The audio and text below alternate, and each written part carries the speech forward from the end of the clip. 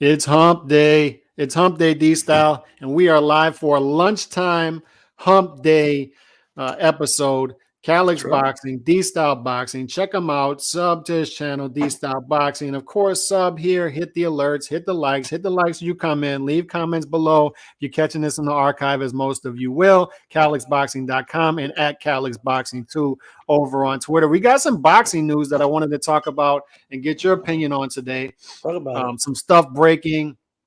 But first, before we get into the meat of the episode, let's talk Ioka Nietes, which happened earlier, which if you didn't catch the fight, you're in the norm because this fight was tough to catch if you're in America because no broadcaster picked this fight up. It was a tough fight to catch. People kept sending me links on Twitter. None of them worked. They're all lagging. So finally, somebody sent me some dude filming his TV on YouTube. I caught 7 through 12, and then I went back and caught 1 through 6. So I kind of caught the fight in reverse, which is a weird thing to do. My first time ever doing that. But it's like a Pulp Fiction version of the fight, right? And by the way, hit that like button as you come in, and please leave comments in the comment section as you come in and let us know if you caught this fight. But Ioka looked good. Ioka looked like Ioka, and the fight played out how we said yesterday, and it wasn't a tough fight to predict, right? A rematch, and what we said basically is it's simple to break down. One guy's close to his prime, if not in his prime at 33 years old. One guy is 40, 41 years old, well past his prime, not as active. Yeah, Ioka was active coming in. And when you talk about the lower weight classes, I brought this up on my channel before. The lower weight classes, it's tougher for aging fighters, right? Because the output is so high. You've got some young guns in those divisions throwing a lot of output, which is what made Donaire winning a legit belt and then fighting Inoue in a rematch and fighting Inoue the way he fought him that high in age. Special, right? It added to Donaire's legacy, even in the losses to Inoue and beating Ubali. It's tough to do. So I got to give Nietes credit in that he was able to still get to a decision, still perform well for a guy high up there in age in the lower weight classes. So props to him for that. Also, he did some good work. He threw some counters, landed some meaningful shots, threw jabs to the body, threw some jabs, but it was Ioka stalking. It was Ioka with activity, Ioka with the jab, Ioka mixing up the combination punches. And what it came down to basically is Nietes couldn't throw the combination punches at this age that Ioka can at his age. That's what it came down to.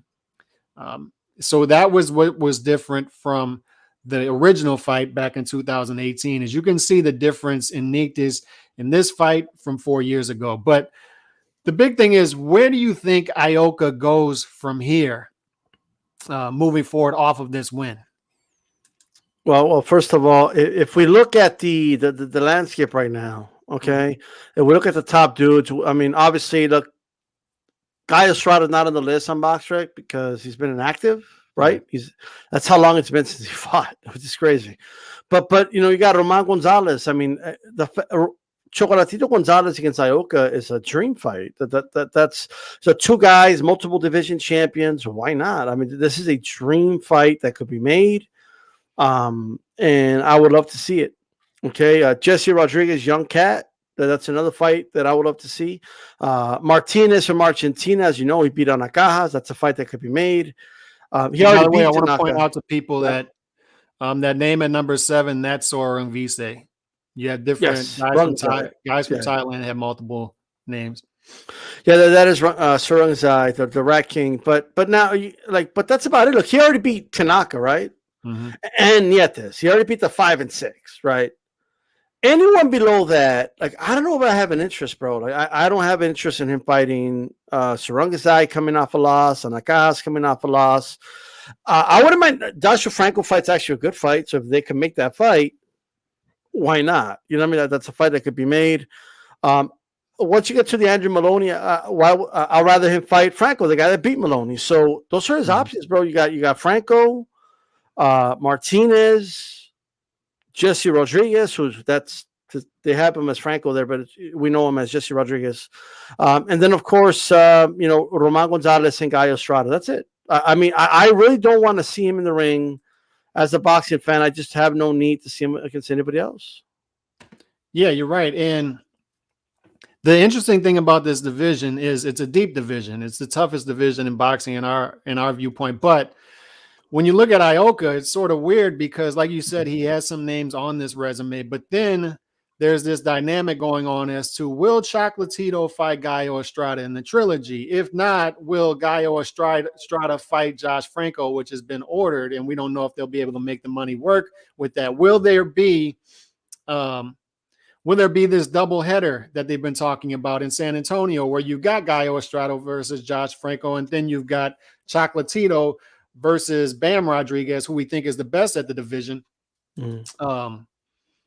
in a doubleheader in December? Will all that happen? And if not, I would hope that Ioka would fight one of those names if those fights fall through. That's what I'm hoping for with Ioka, because he's a guy at number 2 in the division. Whether you think he's the second best guy in the division or not, I don't know. But he's number 2 according to Ring Magazine as well, not only BoxRec. He's number 2 on Ring Magazine behind Gallo Estrada.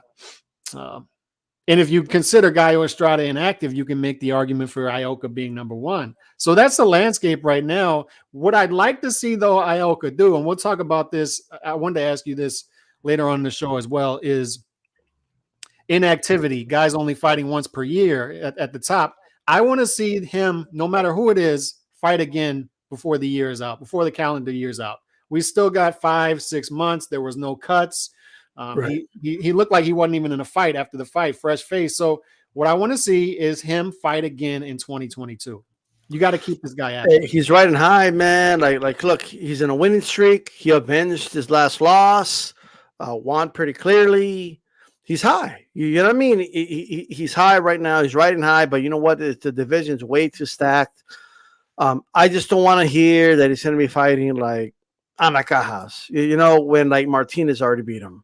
Or Rungazai, when like he's already been beat, like recently anyway.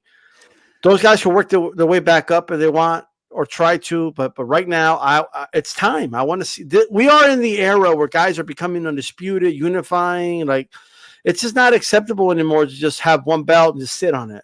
You know what I mean? Yep. You're right. It's not acceptable anymore. You're right on that. But the main thing I want to see is fight again before the end of the year. So even if it is a Rungvisai, right? Even if it is whoever Angahas, even if it is one of those guys, at least fight one more time this year. Please just keep these guys active. And if it's the fight after that, you know, if it's spring 2023, we get the big fight, that's fine. Just keep them in people's faces. That's what I want to see. And yes, this comment, Julio Cesar Martinez versus Sonny Edwards, October 22nd at 112. I just hope Julio Cesar Martinez actually fights and doesn't pull out of like his 80th fight the past 2 to 3 years. Let's just hope he doesn't get ill in this fight. So, yeah, that's another good fight in the lower weight classes. And shout out to Nando. Why isn't Canelo GGG in Raider Stadium? Just to answer that quickly, they can make a good bit of money in the smaller arena, right? They're going to price the tickets higher. I would love to see it in a big arena as well. I think it would do well, but they're looking at it like we're going to put it in, T-Mobile Arena and still make the money they need to make. Well, look, I get the whole stadium thing, but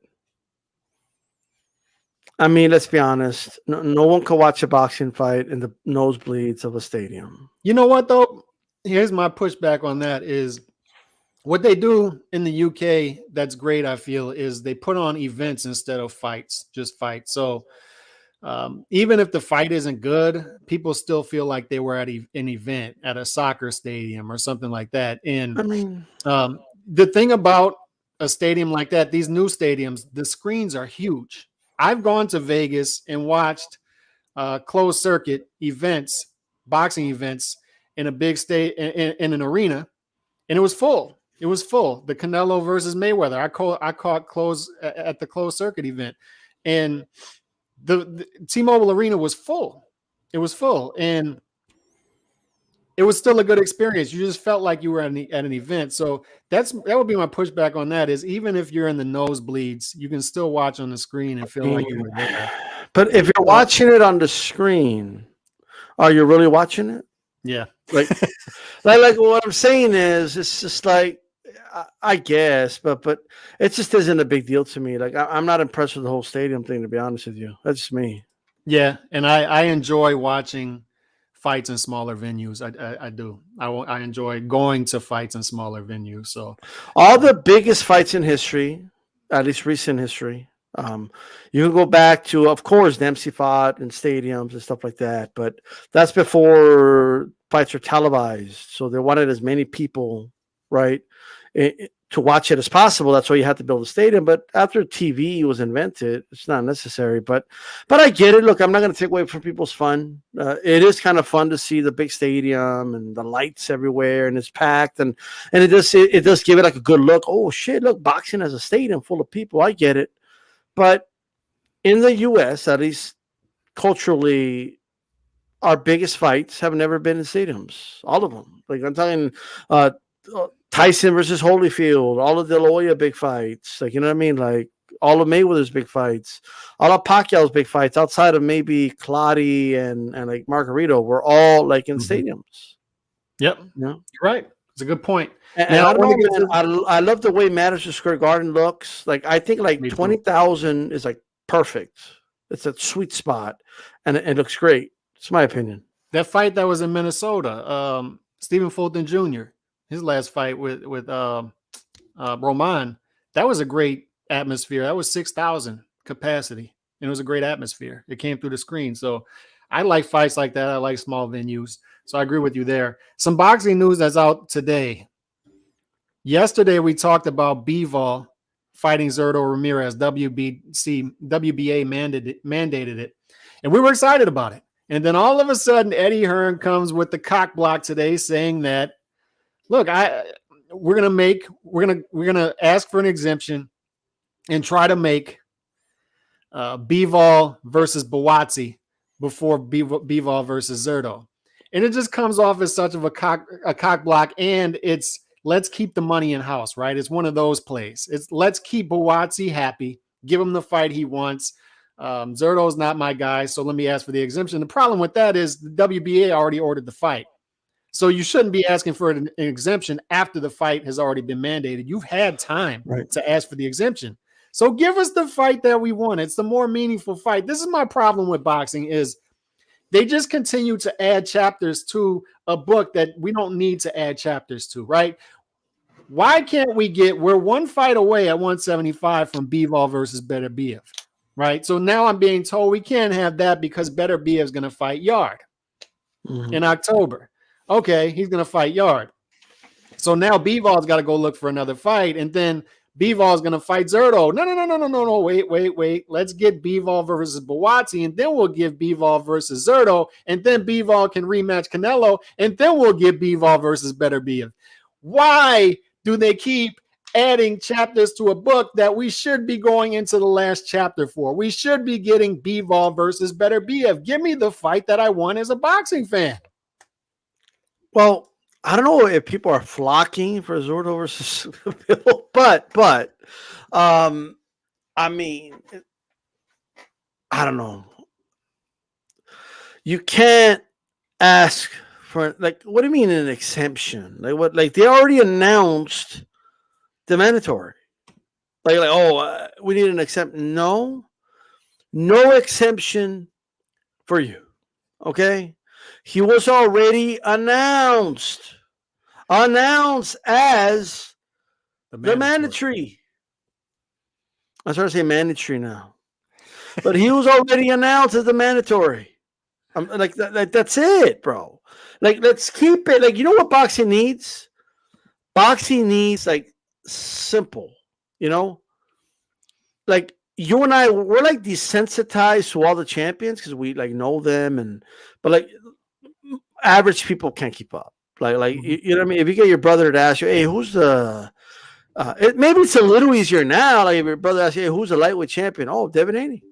Also, Devin Haney. You know what I mean? Oh, but I heard that big nose dude say that Tank. No, Devin Haney. You know what I mean? Who's the super middleweight champion of the world? Canelo. Oh, but what about, no, there's nobody else, right? That's why I love Undisputed. Like there's no, like, you don't have to explain a lot. But can we just simplify the sport? like when a sanctioning body say it's hard enough to get them to say, okay, we're going to order this mandatory, right? Getting there is a pain in the ass, bro. You know what I mean? And then when they finally get there, you want exemptions? Like, well, what is this? Rematch clauses, exemptions, all kind of stuff gets in the way of undisputed. Undisputed. When we get one fight away from undisputed should happen. It should be a gentleman's agreement in boxing that I don't care if these promoters hate each other to death. I don't care if they wouldn't put a fire out on the other promoter by pissing on them. It doesn't matter to me as a boxing fan. You get the fight done if you want fight. Everything else steps to the side. Rematch clauses, all of that stuff steps to the side. Get this done. What's an MUE?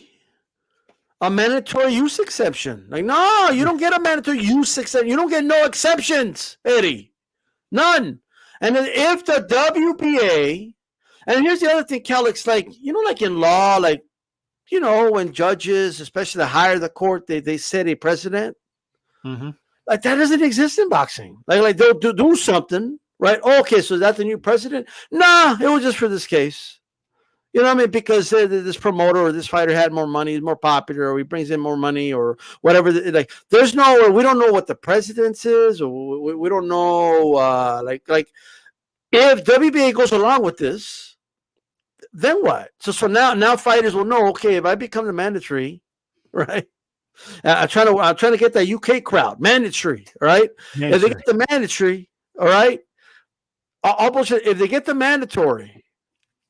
So now, like, if you couldn't allow a promoter come in, can I get an MUE? I need an MUE. I need I need a mandatory use exemption over here, ladies and gentlemen. Nah, brother. Like, I don't even think Zurdo stands a shot in this fight, and I'm mad for Zurdo. Like, give the dude a shot. All seriousness, he has every right to prove me wrong and the rest of the world wrong. He has a right to his fight. So give him his fight, bro. That's all I gotta say. Let him come in that cowboy hat and lose 9 rounds. Let him do it. And if he wins, he wins. Like, I just like it's all settled in the fucking ring. No MUE. None. But just to make it clear to people what's going on here at 175 is Bivol knocks Canelo out of 175. Like, he's telling Canelo, look. I beat you 9 rounds, 10 rounds, whatever we felt it was. Go back down to 168. Canelo says, look, for the meantime, I'll do that. I'll go with the original plan. I want to rematch you in May of 2023. In the meantime, I'll step aside, let y'all handle business at 175. I'll handle my business at 168, continue with the DAZN plan, and then I'll circle back to the rematch May 2023. That's what Eddie Hearn is saying is going to happen. Fine. So here's what happens. Beterbiev fights Joe Smith Jr., knocks him out in 2 rounds. He consolidates those belts. So now what we have is 2 champions in the division. We have 2 champions. So Bob Arum, in all of his beauty, says, no, we're not going to go to Bivol. What we're going to do is we're going to go over there and fight Yard. A fight nobody's asking for. So now Bivol's got to go, and they do the right thing, and they mandate that he fight Zurdo. So instead of him fighting Zurdo, Eddie Hearn comes around in all of his beauty and says, I want to keep the money in-house. Because I'm being told as a boxing fan that it's all about keeping Buatsi happy. Buatsi is threatening to leave the zone, so Eddie Hearn's got to get him the fight. That has nothing to do with me as a boxing fan in the process. Okay, I don't care. So what Eddie Hearn needs to do is step to the side and allow Bivol versus Zurdo to happen, the mandatory. Look, it's enough. We've already got the runaround. We got to this point. Don't add another step to this. Don't tell us that, and Eddie Hearn's out there saying it on his own network today, that Bivol's going to have to fight Buatsi, then he's going to have to fight Zurdo, then he's going to have to rematch Canelo, and then we can get undisputed. No. Everybody wants to see Beterbiev versus Bivol. Give us the fight. Everybody wants to see Beterbiev versus Bivol, and the thing is, though, like, of course that's the fight we want, but if there's like, there's a hierarchy. Like, obviously that's the top fight, And there's another level below that, right? And right there around that spot, like Zurdo's in the mix. You know what I mean? Like Zurdo's right there. And then and maybe Canelo or something. And then you have like another tier below that. Buatsi's like there. He's like in that third tier. Like we're going down. Like it's just. I'm not saying Buatsi should never get a shot, but how about Buatsi? I like Buatsi. He's a good fighter. Yeah, but Zurdo has earned this shot. He's ahead of Buatsi. Zurdo has earned a shot, and Zurdo, has already been announced the mandatory. And you cannot just tell a guy, psych, you can't undo it. All right? Bro, if I'm Zurdo, I sue the fuck out of WBA if they do an MUE for fucking Eddie Hearn. All right? I sue the shit out of them for everything they fucking got. You're gonna have to go say you're bankrupt or some shit. Okay, and it's happened before. These fuckers will go bankrupt before they actually give a fighter what he wants. But that's what I would do. I would sue the fuck out of him, bro. All right. The only way you're gonna get this fight, Eddie, is if you offer Zurdo some step aside. Okay. And now if Zurdo takes that, then I can't be mad at Eddie because Zurdo accepted it. But something tells me Zurdo will not take the step aside unless it's something crazy, which I doubt they'll offer him. You know what I mean? And he shouldn't. Some other crazy news coming out in boxing today is it looks like Chris Eubank Jr. versus Conor Benn will happen at the O2 Arena October 8th. They're on the finish line. They're at the 1 yard line and making this fight at a 156-pound catch weight. Now, I want the chat to help me with that because I want to do a topic on what are some catch weight fights you'd like to see. It could be one division away, but particularly 2 divisions away. What are some catch weights you like to fight before in the comment section can start going on that. But my quick riff on this fight is when this fight was when they first talked about this yesterday, about this fight being close to being made, my first instinct was, as a boxing fan, is why isn't Conor Benn handling business at 147? And why isn't Chris Eubank Jr. handling business at middleweight at 160? They have business to handle there, right? And 147 has been this weird division. Shout out to G Funky. He said it before. It's a dumpster juice division. It's been because it's a division loaded with a lot of natural talent. And a lot of this natural talent isn't fighting each other. And this continues that trend. The problem with this is it seems like these young lions coming up, these younger fighters, like a Conor Benn, like a Stanionis, like a Boots Ennis, like a Virgil Ortiz, there's no big name guy on the way out for these guys to clout chase off of, right? Because Danny Garcia is moving up to 154. You got who's the other guy? Oh, Keith Thurman just refuses to be the gatekeeper type opponent that he should be at this point in his career. And the only guy available like that would be Yordenis Ugas, who it looks like he's taking a break right now. But these guys continue. My point is, I want Conor Benn to fight the other guys at 147. I want Chris Eubank Jr. to fight the other guys at 160. But then when I look at it the other way, because I've been on the UK channels this morning, last night, viewing their sort of reaction to this fight, and they love it. They love it. So from a business standpoint, I get it. And we can't act like O2 Arena won't be packed that night. It will be. If it happens, I mean. If it happens, if they get it to the finish line, it's going to be packed. And it's going to be a great atmosphere. And so from that standpoint, like, I get it, right? I get why this fight's being made at a 156-pound catch weight, even though it doesn't make sense. It's like remember when people were talking about Tank Davis versus Keith Thurman? And I was like, why? Tank Davis has guys at 135 to fight. Keith Thurman's got guys at 147 to fight. My instincts as a boxing fan tell me that same thing with this fight. But from a business standpoint, I get it, right? No, I hear you 100%. Now, obviously, this morning, Michael Benson reported on it, claimed to deal with a pair at 156-pound catch weight. Okay. Now, if it turns out that Michael Benson was faking it or lying or it was all capped, and then you guys could direct it to them. But from first of all, not a fan of the fight. Mm-hmm. I'm just not a fan of the fight. I'm just going to say that right now. If it happens, I'm not a fan of it. But if there's some catch, I'm going to give a disclosure first, right? And I've been consistent about this for years. This isn't some new thing. I don't like catchweight fights, right? I think they're pointless. I think if you're going to fight somebody at a weight, just fight them at a weight, and that's it. There's already enough weight classes, right? Like, there's already a 154-pound division. Do we need to do a fight at 156? Mm-hmm. Oh, but it's going to kill him to make 154. Then don't fight at 154. Fight at 160. Oh, but he can't go to 160, though. He's too small. Then maybe they shouldn't be fighting. Like, like it's just like, well, what do you mean? There's plenty of fucking fish in the waters, ladies and gentlemen. Like there's plenty of them. I'm just saying, if T-Rex can't move down to fight the Raptor, too bad. Oh, but T-Rex, if you lose a couple pounds, I'll move up a little bit and we can get it on. Right? Nah. All right? You could tell I just watched Jurassic Park. But, all right, what I will say is this. The best catchweight fights that could be made. Man. This doesn't mean I would like to see it. I need to say that. Okay, it doesn't mean I would I'm an advocate for it or none of that. Okay, can I give a shout out to one before I give you my two? Mm-hmm.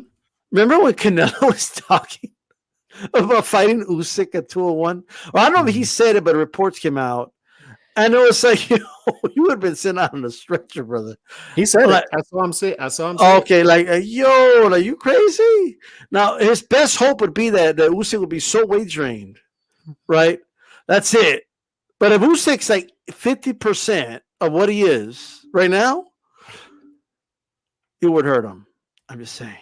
Right? Yeah. No. Let me just say. Okay, let's go to the two. Spence Canelo at a catchweight. Like if Canelo was willing to go down to 164 to defend his 168 belts against Spence or something like that, which I honestly believe it would be at a catchweight. Well, that was in the PBC deal, 164, yeah. Canelo versus Spence. So it doesn't mean I would like it. I feel if you want to challenge for those belts, you got to fight him at 168. But that's one, which I think Canelo would destroy him, to be honest with you. Another one, okay, another one is I would really like to see maybe like Inoue Chocolatito at a catchweight. If one couldn't agree or whatever, like if Chocolatito doesn't want to go to 118, but Inoue's willing to drop 1 or 2 pounds, and they're willing, I think Inoue's small enough to do it, to be honest with you. He's not that big of a 118 pounder, which this is why, like, I kind of get annoyed with people that are like saying, oh, Inoue should go to 122. Bro, Inoue's already moved up several weight classes. You know what I mean? And he's not big for 118, but now I would prefer for Chocolatito to go to 118 and fight him, right? But if it's catchweight or nothing, that's the thing about the lower weight classes is a lot of the big name lower weight class fighters have already moved up several weight classes already. Yeah. So if they move up another weight class or two, they're very beatable at this point in their career. But that's what makes it interesting. You know what catchweight that I always wanted to see. But let me just say this because I know people are going to think, oh, D-Style, he's endorsing catchweight fights. No, I'm not. Okay, I'm not endorsing catchweight fights. I heard I'm just saying that if there's two that we need to make, those would be the two. Yeah, you're right. Usyk versus Better Beef. Which are going to come out. And that's one of the ones I had on my list right there. Better Beef said after his fight that he wants to move up to heavyweight at some point and fight a fight at heavyweight. The guy to do that against would be Usyk because he's a smaller heavyweight. He would lose the fight, but he's a smaller heavyweight naturally than a lot of these other guys. Maybe you could do an Andy Ruiz, your guy, Andy Ruiz Jr., right? It better be going up and fighting him. How you see that fight playing out? I think Andy's too big for him. And you know what? Andy's actually has faster hands than him too. Mm-hmm. But I mean, if it was like at a let's say it's a catchweight, at what weight? Tell me the weight, and I could kind of like. Right. Because if it's anything under like 250, like Andy's fucked. Like, I'm just saying, he already lost that fight, bro. I'm just saying. Yeah, he's screwed. He's screwed. He got to go on some super. If he has to lose weight that watches, fast, like, he'll be one of those who's all jiggly. Anyway, I'm gonna leave it alone. He's gonna have to zap off that tattoo on his butt to try to lose some more weight, skin off some more weight, right? But some of the ones I got, one of the ones that I never got that I always wanted and asked for on this channel multiple times is when Floyd was active and Floyd versus Manny wasn't happening, wasn't materializing. We knew it wasn't going to materialize for a while. They kept milking it. Is Floyd versus Sergio Martinez. I always wanted to see that fight, and I didn't care what weight. And Sergio Martinez always said, for that fight, I'll come down to 154. I'll come down to 155 to make the fight. Floyd was fighting other junior middleweights. He fought Canelo at junior middleweight. He was a junior middleweight at middleweight as a champion. Right. So Sergio Martinez was the perfect opponent for him to go up to middleweight and win at that time, because he's not like you say a Gennady Golovkin, a physical middleweight who can punch, right? So welterweight moving up, you saw what happened to Kell Brook when he did that, right? And fought Gennady Golovkin at a catchweight. It didn't go so well for him. And you see what, let's say Sugar Ray Leonard moves up to a catchweight, middleweight, and fights Marvin Hagler. Yeah, he fights not only Donnie Nalani, but he fights Marvin Hagler at middleweight. That was a huge ask, right? And he pulled it off. But I felt like, and he pulled it at that point. At the time, he requested 15 instead of 15-12, and instead of 18 by 18, 20 by 20. I just want to put that out there. Yep. Which is normal today, by the way. But it is. Yep. And he set a lot of precedents. He did. The super middleweight division is around a lot. Back when the sport of boxing had a president. You know what I mean? Like, yeah. Now we just make shit up as we go. But the reason I wanted that fight is I felt like it was a very winnable fight for Floyd at middleweight. He could have added a legit championship in another weight class, and it was a big fight at the time. It could have been a big fight at the time, and it was a Sergio Martinez at the time. I felt was a middleweight that could be picked off by a special fighter coming up in weight. And we saw Cotto do it right after the knee injury. But Sergio Martinez was great in his time. But I just felt like Floyd, there was a good matchup for him, and it was a middleweight who wasn't going to be too physical. As you said, Martinez was always a junior middleweight. He was a junior middleweight beating these big middleweights because he was that good, right? Like Martinez was. Remember, he knocked out Paul Williams right after he won a belt against a big Cali Pavlik. You know what I mean? He beat Cali Pavlik up a little bit there and blooding him up, but he was a junior middleweight. So now I don't know if Floyd would have beat him in middleweight. I have no idea, but that was the intriguing part. That's what would have made that fight very interesting, because maybe Jimbo's right, man. Maybe Martinez does knock him the fuck out. Who knows? Maybe he does. But you know what? There would have been no shame. Like I would have given Floyd no grief for moving up to middleweight to challenge Sergio Martinez. None, right? But he didn't do it though, you know. And then when Cotto beat him, he took the credit quick. You know what I mean? Like, yeah, they said this guy could beat Mayweather. Like, you know, talking in the third person after Cotto, but Cotto beat him. You didn't beat him. Cotto did that. Cotto moved, he kind of moved up at a catchweight to beat him. You know what I mean? And even with the knee injury, Cotto was a big underdog coming into that fight. Big underdog. And nobody was picking him on the YTBC to beat Sergio Martinez. Nobody. And he did. And he did it.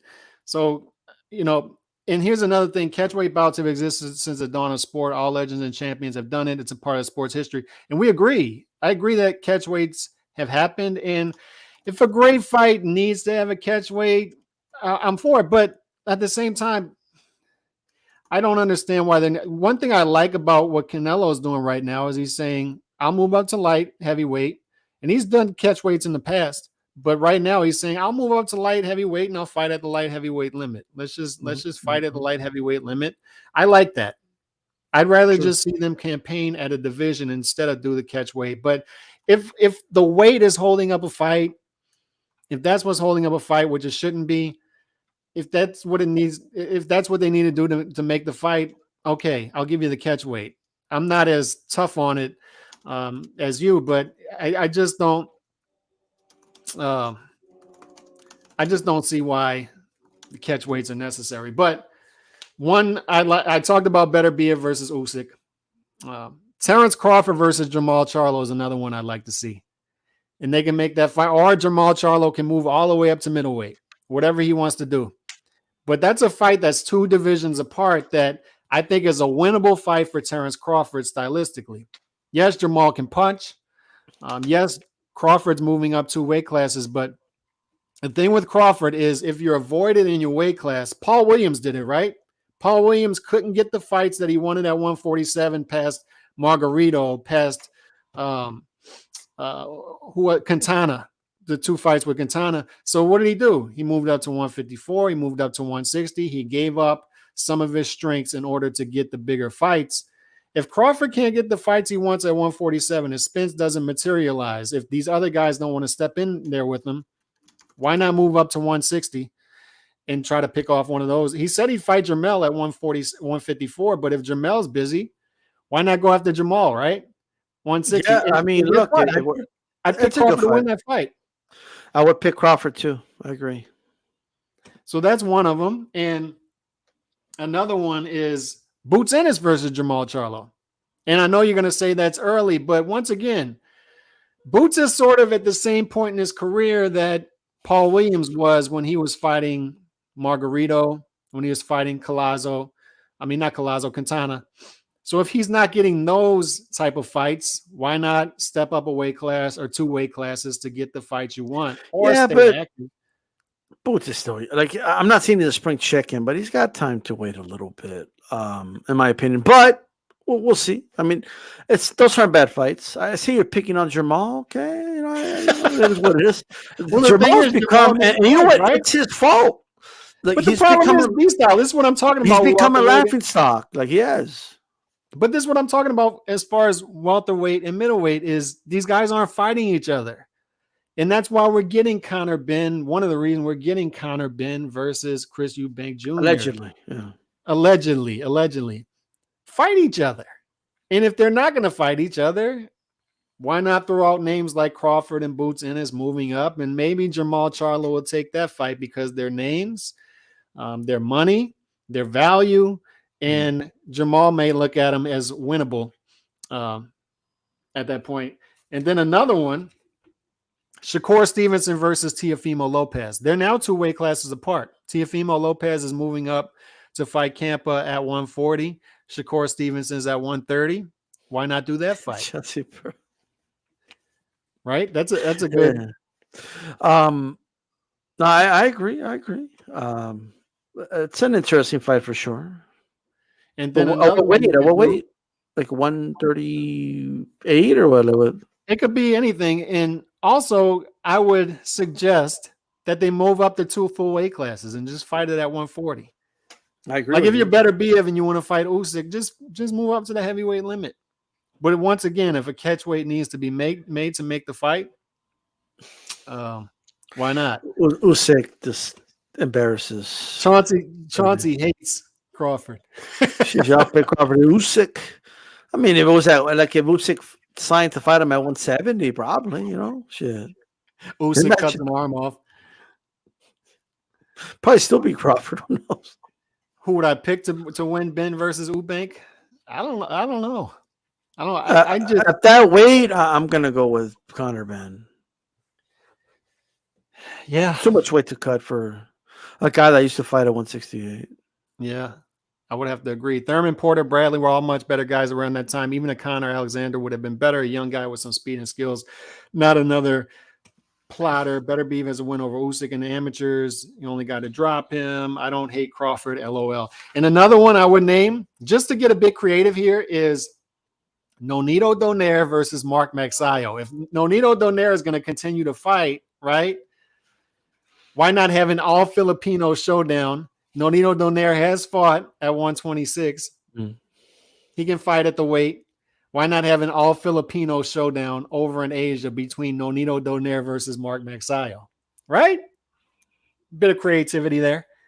And by the way, there are a lot of good Who would win fights that that can be fight? made one division apart. I mean, I can name fight after fight, one division apart.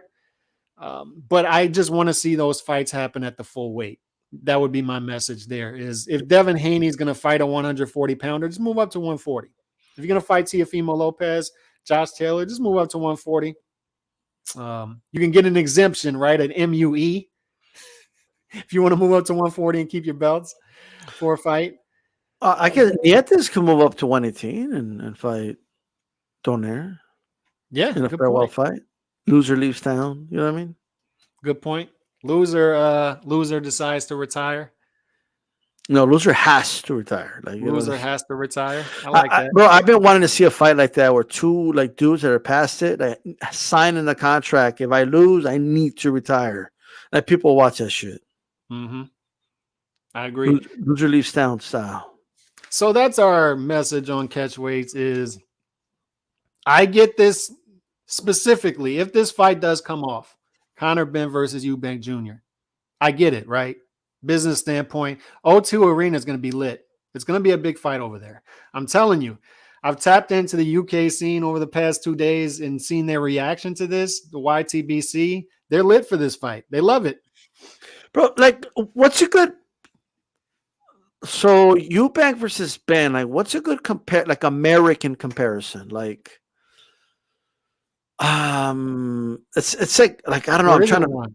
You know why there isn't one? No, hold on. It's like Jamal versus like I guess Boots. I guess you already said it.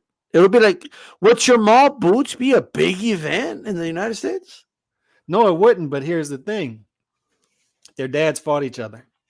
They're both big name fighters over there, so that's why this is being talked about, right? But I've also heard rumors about Conor Benn versus Keith Thurman. I would rather that fight.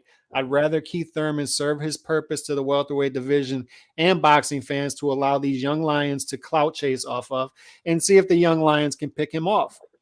I'd love to see him serve his purpose. I want to see the 147-pound guy, Conor Benn, fight at 147, and I want to see the 160-pounder and Chris Eubank Jr.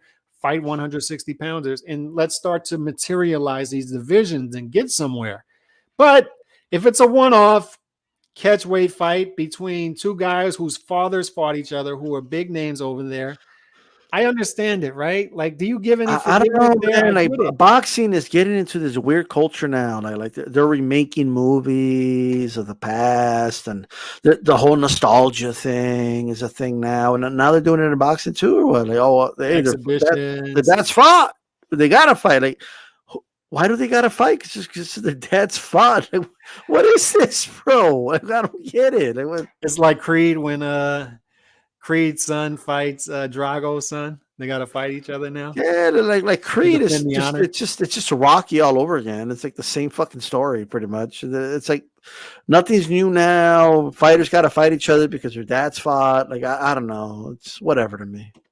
It's a casual fight, man. It's going to bring, as Team Batman Boxing said, it's going to bring in a lot of casual fans that maybe a Conor Benn versus Keith Thurman wouldn't have. As just as a hardcore boxing fan, though, I'd rather see the fights that. Okay, let's just do fucking Chavez Jr. versus Jorge Paez Jr. or something. You know, fuck it. Like, that's fought. You know what I mean? Let's do it. Like, I mean, come on. It's crazy, bro. Chavez Jr. It's like when like they were making a big deal about like Omar Chavez against fucking what's the name of Canelo's brother? Jose Cotto.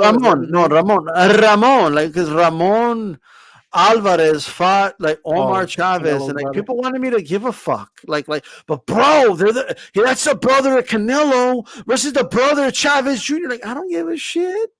Like, what? I don't give a fuck, bro. So what? Yeah, I mean, I agree, and I also agree. There's no American comparison to this. No, I don't mean like, oh, is there an alternative where it'll be big competitively? No, I'm just talking like the same kind of like it kind of is like a welterweight prospect who hasn't really fought any of the top dudes. That's Boots, okay, against a middleweight that hasn't really done anything. That's Jamal. There you go. Like that. Good point. But it wouldn't be a big deal here. Like they wouldn't sell out like Cowboy Stadium. Like these dudes could sell out Wembley apparently. And by the way, you brought up Chavez Jr. I want Chavez Jr. to serve his purpose to the boxing world and fight Jake Paul and defeat him. That's the fight that boxing deserves that fight. Like if Jake Paul, I don't trust this dude, bro. Like, I don't even trust this. Like I'm wondering, like, why is Rockman Jr. fighting Jake Paul? Like, bro, I'm not even a conspiracy theorist like that, but I'm like something's not right here. Either it's a gross miscalculation or something's going on. You know what I mean? What it is if you're a boxer fighting Jake Paul, if Jake Paul is calling you out and you're a boxer, that means you're not, like, you don't want to be that guy, because that means that not only are you not a good boxer, he considers you safe. It's also you have a lot of weight on your shoulders because you don't want to be the first boxer. This isn't Nate Robinson, a point guard for a retired point guard in the NBA. Like, there's a lot on your shoulders. You don't want to be the boxer who lost to Jake Paul. You don't want to be that guy. There's a lot on Hakeem Rockman Jr.'s shoulders. But I just think Julio Cesar Chavez Jr. needs something to do. He can't just be in the living room moving furniture around training. Man, fuck that dude, bro. Lucky Charms. Look, that Chavez guy Jr. has to serve a purpose here. And his purpose in life, the boxing gods have dictated in my mind that Chavez Jr. has to be the guy to take Jake Paul out. I do not. He will not deliver us. Okay, like Chavez Jr. is not the prophet to defeat Jake Paul. He's just not that dude. He ain't gonna walk down like Moses and shit. Okay, and bring the 12, whatever you call him of Egypt in 12 rounds against Jake Paul. He's not that dude. Okay, he can go do his thing. Okay, because this guy was supposed to beat an old MMA fighter, but then he got high. Right? Da, da, da, da, da, da. He was supposed to get ready for his fights, but then he got high. Da, da, da, da, da, da. You know what I mean? He was supposed to make his daddy proud, and he didn't. And I know why. Why, man? Because then he got high. Like, this dude's getting high. He's snorting cocaine. Bro, he took L's to fucking like fucking prostitutes, bro. And it was filmed. Like, how does this happen? How do you lay in bed all borracho, like, oh yeah, and the women are all like, and he still had his clothes on and he got robbed. You didn't even smash. Like, you got robbed with your clothes on because you passed out. What the fuck's going on over here, bro? But like, I don't even know where he got these prostitutes, bro. Like, it's just weird. So all I'm saying is he took those L's. All I'm saying, Chavez Jr. ain't that dude. I don't trust him. I'll never trust him. I never trusted him. And that is that. Look, I'm with this right here. Sober Chavez Jr. Look, if he can, for 8 weeks straight, consistently.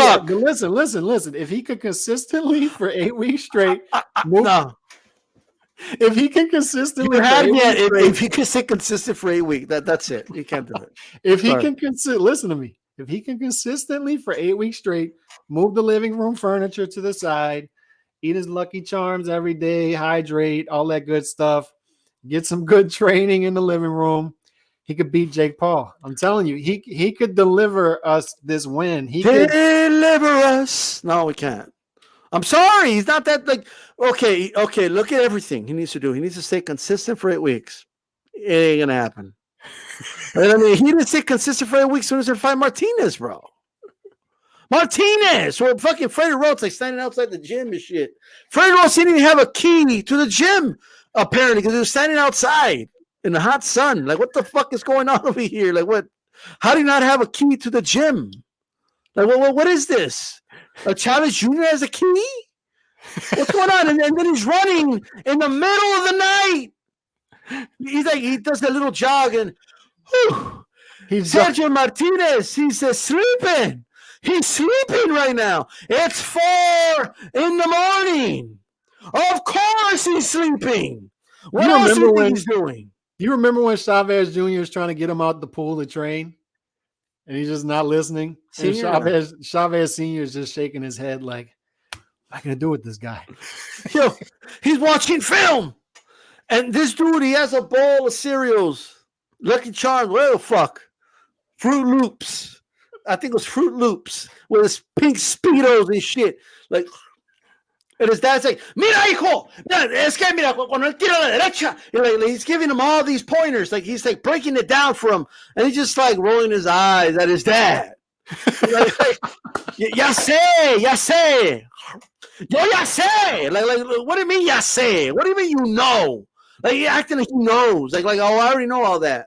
And the bell rang. He didn't know what the fuck to do. Because you didn't know. All right? I already know. Get the fuck out of here, bro.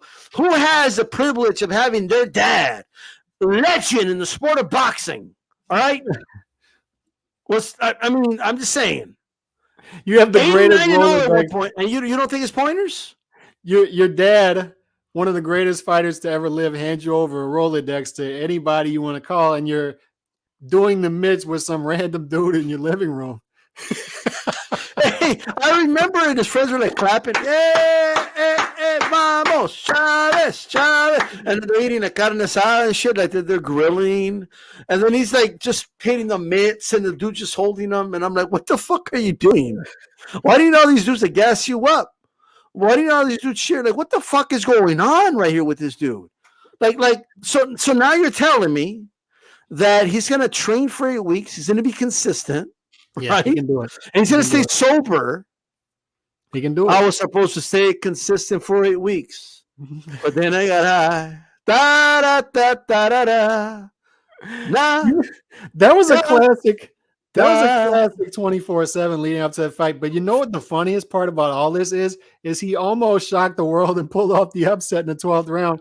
And he permanently damaged Martinez's knee for the rest of his life. This is what he's capable of. The luckiest punch I've ever seen landed in my life. He's capable of magic, D-style, and he will knock Jake Paul out. Okay, where was the magic in the other fights? Like when he fought Fulfara, like what happened to the magic? You know what I mean? Like what happened? You know, like what? Like you know what I mean? It's possible. Bro, he's capable of like beating up Jake Paul, and like 4 rounds in, he just didn't want to fight no more. You know what I mean? Like, what happened? Porque me está haciendo mucho. Like what the fuck? He's capable of winning, just quitting. If we're putting percentages on this, I give. All right, if Chavez Jr. trains hard for 8 weeks, I'm giving him a 70% chance of beating Jake Paul. If he doesn't train hard, I give him a for 8 weeks.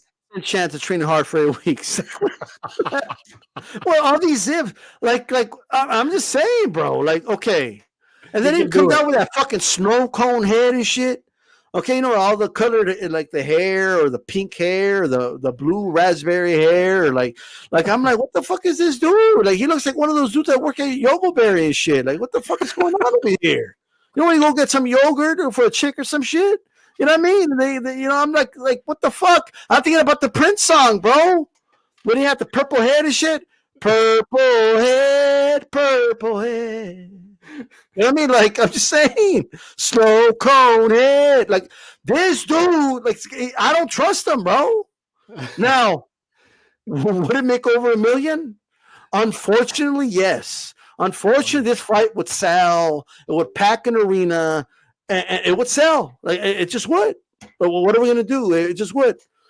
I'm telling you, if he comes out to snow cone head, purple head, if he comes out to that, okay, and it looks like Yogoberry's done, he's gonna lose.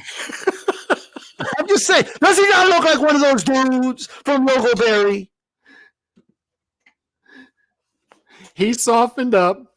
The reason Miguel Cotto, my guy, became middleweight champ lineal is because Chavez Jr., believe it or not, Chavez Jr. and all of his greatness softened up Martinez before the fight. It's true. It's true. D-Style, like he softened him up before the fight. So, no, well, what about Murray? Murray don't get no credit or what? Like, you know what I mean? Like, what's up with Murray? We're just gonna pretend Murray didn't exist? Look, I could talk about Chavez Jr. all day, literally, but we got to cut this thing short. All I'm telling you is if that fight's made, I'm betting on Chavez Jr. I trust him to defend the honor of boxing. Purple head. It's the great movie. D-Style. Why don't you let down your father? Look, Purple head. Listen to me. Why you disgrace to the legend of your father? Purple head. Listen to me real quick. This is important. A lot of the great movies, they have the redemption story, right? Like the prodigal son. Like he goes off, he's doing crack, he's sniffing crack off of hookers and all that stuff. But then he comes back, right? He gets engaged. He gets engaged to the sport. He gets engaged to his craft. For 8 weeks, Chavez Jr. is going to be engaged in the sport. He's going to train hard every day, and he's going to defend the honor of boxing against. He's going to be beating up Jake Paul, then he's just going to quit. He's just going to fucking quit his shit. Why'd you quit? Porque ya tengo que irme para el Yogo Berry para servir a la gente. Es que me estaba gritando mucho mi papá en la esquina. Ya no quería yo con eso. Like, shut up, dude. Like, I don't trust this dude. Okay, he's gonna quit because his father was screaming too much in the corner at him or some shit. Like, some crazy shit like that. This is the same dude, Calix, that Chavez Sr., his father, went on a podcast and said, "I tried with this kid. I tried to get him, and he just the dude said that there's no fixing him." That's what he said about his son. Okay. He said, no puedo con él, y traté con él, y no, es que ese chavo ya está perdido, he's lost. He said the dude's lost, bro. I'm just saying. This wasn't supposed to be. Friend called him untrainable. Like, dude. I don't know how we got here. This wasn't supposed to be a Chavez Jr. show. but here we are. We could both talk about Chavez Jr. all day. But on that note, man, we are out. I'll be back tomorrow. What you got going on? What you got going on your network? Why you disgrace to your father? No. On all seriousness, round table tomorrow on Ringside Reporter. So make sure you guys be there. Be square. And I'll probably go live tonight. I'm not sure yet, but I'll probably go live tonight on my channel. All right. On that note, we out. Thank y'all for tuning in. Purple head.